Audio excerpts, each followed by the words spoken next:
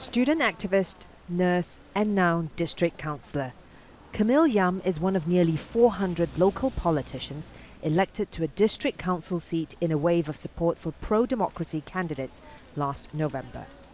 District councillors have no direct governing role and deal mainly with local issues, but Yam is hoping to change things.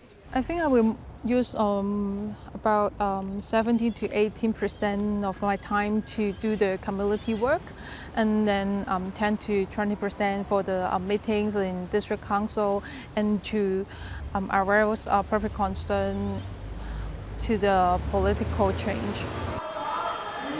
The anti-government protests in Hong Kong are into their 8th month, and while the intensity of demonstrations has reduced, a pro-democracy march on New Year's Day still attracted hundreds of thousands of people. Many pro-democracy district councillors have vowed to press on with demands of anti-government protesters. And one of these is that the government set up an independent commission to investigate allegations of police brutality during the protests. So far, the government has agreed to one of their demands, the withdrawal of an extradition bill that sparked the protests. The government has repeatedly said an independent inquiry into allegations of police misconduct is unnecessary, and that the existing police watchdog should complete its review first. That has spurred many local politicians to take matters into their own hands. As district councils across the city hold their first meeting since the polls last year, many have voted to set up working groups to look into police action in their area. The pro-establishment side, meanwhile, has set up a group to monitor how district resources are used, and it's already planning a comeback for the next election. We realize a lot of people in the society, they care about family time, they care about environments, recycling and stuff like this.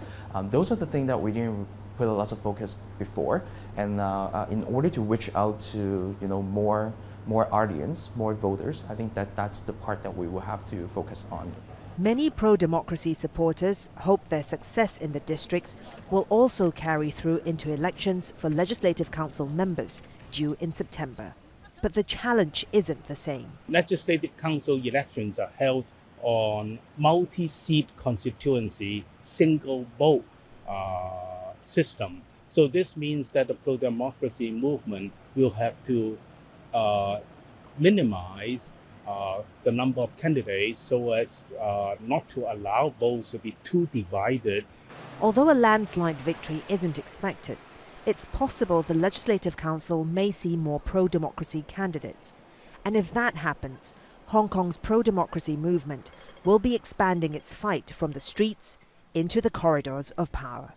Florence, Looi, Aljazeera, Hong Kong.